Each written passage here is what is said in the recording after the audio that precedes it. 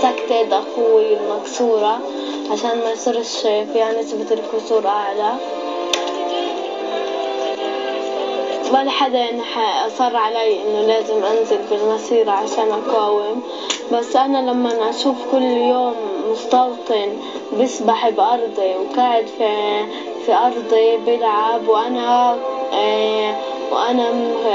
خايفة إني أخسر حدا.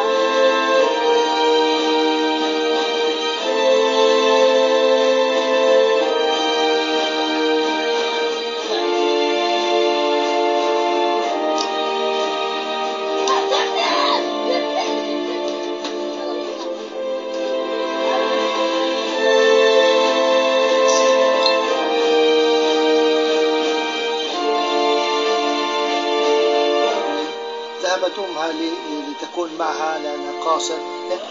وين وديتوه؟ وين وديتوه؟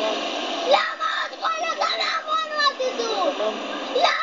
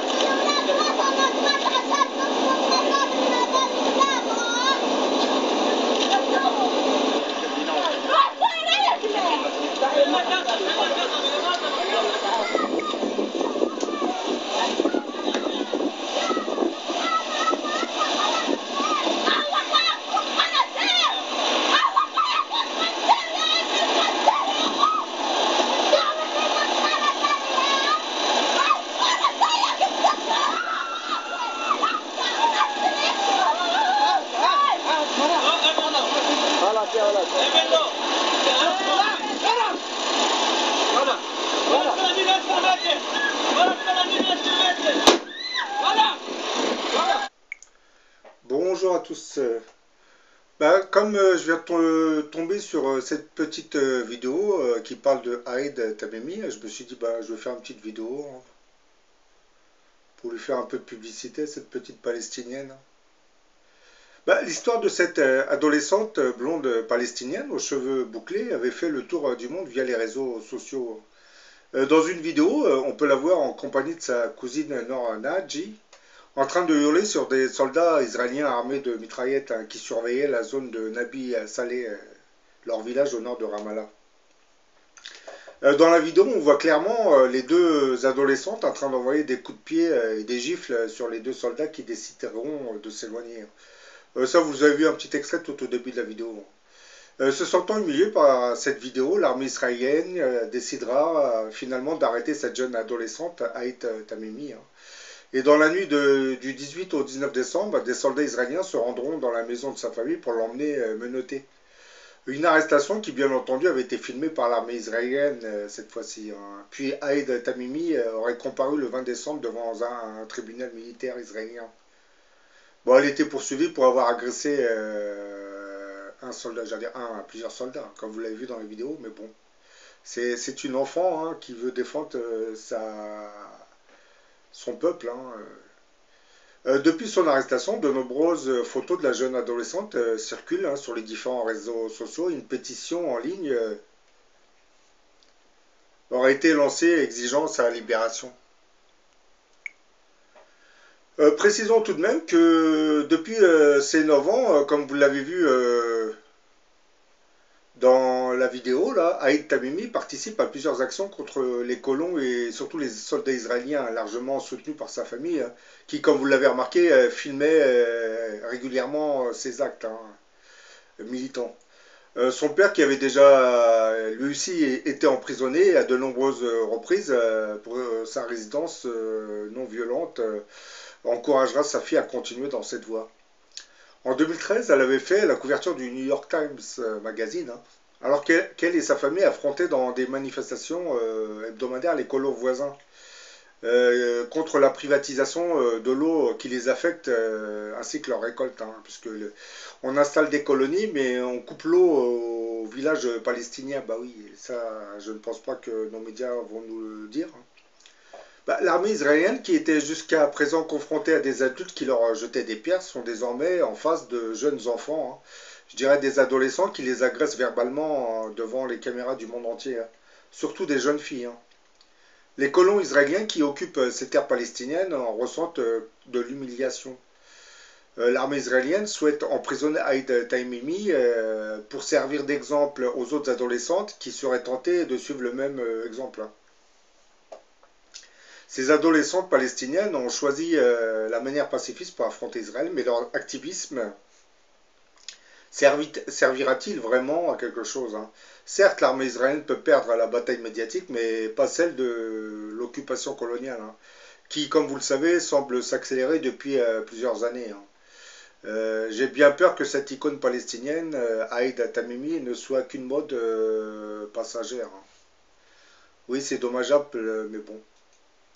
Car l'armée israélienne avait déjà commencé à intimider sa propre famille et les colons israéliens la menaçaient assez ouvertement, hein. Donc je pense que même si elle n'avait pas été arrêtée, je pense que sa vie aurait été en grand danger par un quelconque colon israélien qui se serait décidé à l'abattre froidement. Bon, ce colon aurait été arrêté, mais bon, le mal aurait été fait, hein. C'est pour cette même raison que je pense que cette Aïd Tamimi, si elle devait être relâchée, devrait s'éloigner de son village. L'armée israélienne a tout de même oublié de préciser qu'elle avait organisé l'arrestation de la jeune Aïd Tamimi juste après que des soldats avaient tiré du gaz lacrymogène dans leur maison, hein, et frappé la mère d'abord, hein, Nariman Tamimi, hein, ainsi que ses frères et sœurs, hein. Sur sa page Facebook, le père de l'adolescente arrêtée, hein, précisait qu'au moment de l'arrestation de sa fille, par au moins 30 soldats, hein, sa maison avait été complètement saccagée, hein. Les Israéliens confisquant tous les portables, les ordinateurs et autres équipements électroniques qui permettaient de transmettre via YouTube toutes ces vidéos. Bien entendu, ces images de saccage de la maison n'apparaissent pas sur la vidéo officielle hein, de l'armée israélienne, hein, qui, elle, était plus adressée à la population israélienne qui s'inquiétait de cette nouvelle résistance des Palestiniens. Parce que comme je l'ai dit tout à l'heure, Tsahal était habitué à avoir des terroristes en face, hein, ou des adultes qui jettent des pierres, hein. Et aujourd'hui, il se retrouve devant des jeunes filles qui viennent taper des militaires. Ben, comme vous le savez, le fait qu'il y ait des caméras, les militaires ne peuvent pas trop tirer sur des jeunes enfants, de peur de ternir encore une nouvelle fois l'image d'Israël, hein. Quand je dis une nouvelle fois, c'est depuis 1948, hein, mais bon, surtout 67. Bah, le problème avec cette pauvre Aïd Tamimi, c'est que j'ai bien peur qu'elle fasse de la prison, hein, parce que c'est le but recherché par l'armée de Tsahal, hein. Et cela juste pour intimider toutes les jeunes palestiniennes qui souhaiteraient suivre le même exemple en venant frapper des soldats israéliens. Et c'est dommageable, hein. Quant à la colonisation des terres palestiniennes, bah, vous savez très bien qu'elle continue, hein. Elle ne s'est pas arrêtée, hein, puisque des juifs qui rentrent en Israël, il y en a de plus en plus, hein. On fuit, on fuit. En France, vous avez certaines élites juives font croire à un antisémitisme grandissant. Quand on les écoute, c'est un peu le nazisme a pris le pouvoir en France. Mais non, il y a l'antisémitisme, contrairement à ce qu'on pourrait nous faire croire, n'est pas aussi élevé que ça, hein. C'est parce que vous avez certaines petites agressions et on les rassemble, on en fait on amplifie ces agressions pour faire croire à la population juive que l'antisémitisme déborde. Mais bon, précisons tout de même que le fait de parler d'antisémitisme, ça permet entre autres à à la communauté juive de pouvoir cacher entre autres ce qui se passe réellement en Cisjordanie et à Gaza. C'est un fait. Hein. On parle de l'antisémitisme grandissant pour camoufler le travail répressif de l'armée israélienne en Israël. Oui, en Palestine, sur les terres palestiniennes. Hein. Parce que là, j'ai pas la carte, mais lorsqu'on voit la carte de la Cisjordanie de 1948 à aujourd'hui, je vous assure, c'est devenu un petit gruyère. Hein. Les colonies juives se sont tellement multipliées que les terres palestiniennes se résument à quelques pâtés de terre. Hein. Oui, c'est impressionnant. Bon, sur cette carte, vous voyez Israël, hein, ce qui apparaît en vert, c'est les zones contrôlées par les Arabes en 1948, et en jaune, les bandes qui correspondaient à des peuplements juifs. Ensuite, on se rapproche de 1967, hein, vous voyez que Israël a commencé à conquérir beaucoup plus de terres, hein, en jaune, là, vous voyez. Et là, vous avez 1967, hein, là, carrément, Israël s'est emparé de la Cisjordanie, de Gaza. Hein. Et là, vous voyez ce qui reste de la Cisjordanie, là. Vous voyez, c'est complètement morcelé. C'est-à-dire les colonies, Israël continue d'installer ses colonies et il va continuer, il ne va pas s'arrêter. Hein.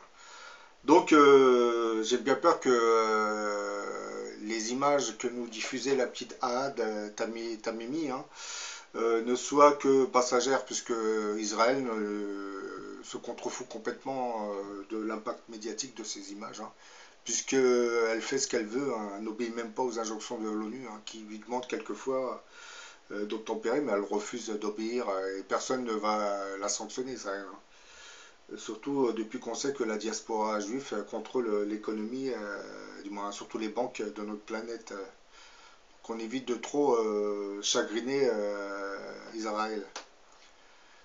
Oui, ben voilà, vous comprenez pourquoi maintenant en France, nos intellectuels, du moins l'intelligentsia juif, ne cessent de nous parler de l'antisémitisme grandissant lorsqu'il y a une attaque contre un juif. Je ne dis pas que l'antisémitisme n'existe pas, mais il existe, je m'en doute. Vous avez des partis d'extrême droite qui détestent le juif. Mais de son côté, il faut que les juifs comprennent qu'ils ne sont pas innocents hein, dans toutes ces affaires. Hein. Par exemple, lorsqu'on parle de la crise économique de 2008, ce sont les banques juives qui l'ont créée. Hein. Et le système économique capitaliste, tout comme le communisme, ce sont des idéologies qui ont été mises, du moins, dont les doctrines ont été créées par des intellectuels juifs. Hein. Oui, c'est très bien de vouloir. C'est un peu comme le gaz qui a décimé les juifs dans les années 40. Hein. Bon, certains disent que les chambres à gaz n'ont pas existé. Moi, personnellement, je ne vais pas dire la même chose qu'eux. Je sais très bien que ces chambres à gaz ont existé. Hein. Donc, il ne faut pas trop le nier non plus. Hein. Même si vous détestez le juif, il faut quand même avoir l'honnêteté de préciser que ces chambres à gaz ont existé quand même. C'est la moindre des politesses, hein, même si vous les détestez. Voilà, je parle pour les révisionnistes. Hein. Oui, je reviens à ces chambres à gaz.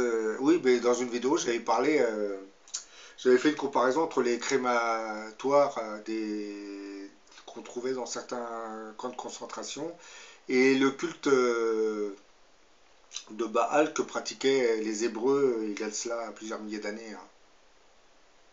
Quand je dis Baal, oui, Baal, son ancêtre c'était Moloch.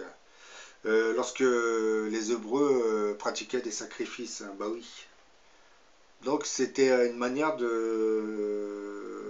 leur faire ressurgir la mémoire du culte de Baal qu'ils pratiquaient. Hein. Parce qu'on leur avait bien précisé qu'ils ne devaient pas se soumettre au culte des habitants qui habitaient Canaan. Ce message était adressé aux Hébreux qui quittaient l'Égypte avec Moïse et qui devaient retrouver Israël. Dans certains versets bibliques, c'était précisé qu'ils ne devaient en aucune manière commencer à pratiquer le même culte que les gens qui habitaient sur ces terres.